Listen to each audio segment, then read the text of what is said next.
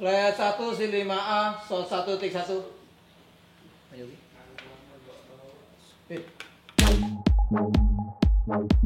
Ini memang film kedua The Mystery Production dan kebetulan lagi-lagi diangkat dari novel, dari buku gitu.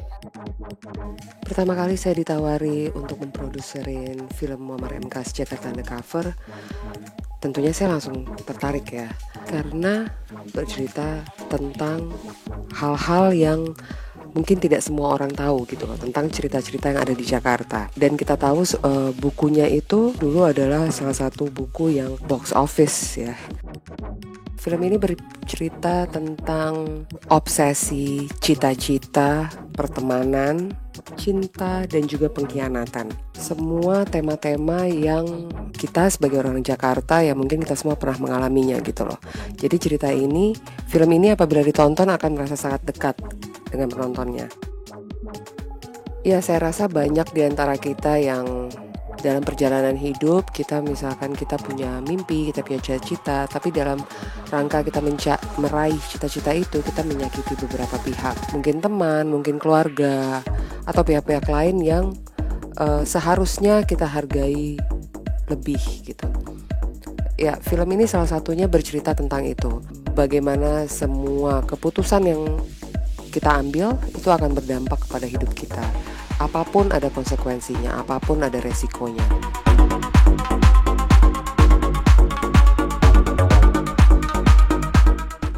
Ya, secara tema emang Jakarta Undercover kontroversial gitu. Tapi kita juga melihat konten kan gitu, bahwa muatan kan kita juga pikirin bahwa setiap orang itu selalu punya topeng gitu. Setiap orang itu pasti punya dua wajah. Tema ini yang kita angkat. Bungkusnya bisa macam-macam di dalam film ini, misalnya bungkusnya ada bungkus pertemanan, cinta segitiga, terus ada kemunafikan.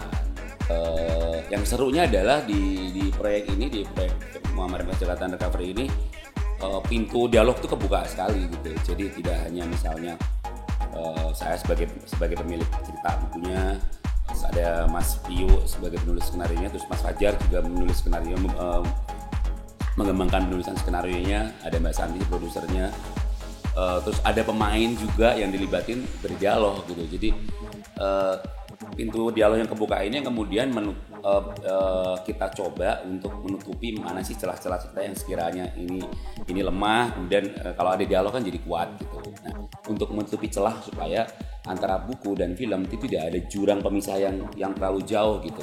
Paling nggak benang merahnya itu jadi deket, jadi nyatu banget gitu.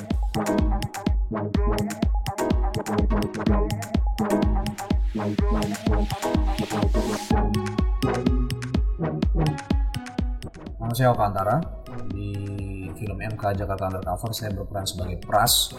Pras adalah seorang perantauan dari daerah yang datang ke kota dengan memiliki hasrat ingin menjadi seorang wartawan yang hebat. Sangat itu yang sangat gua apresiasi dari director seperti Fajar Nugros gitu, karena dia sangat open materinya dia untuk didiskus. Demikian juga dengan MK, dia sangat bebas bagi para pemeran filmnya untuk menginterpretasikan kejadian-kejadian pribadi yang dialami itu seperti apa, lo pengen dramatisir seperti apa gitu.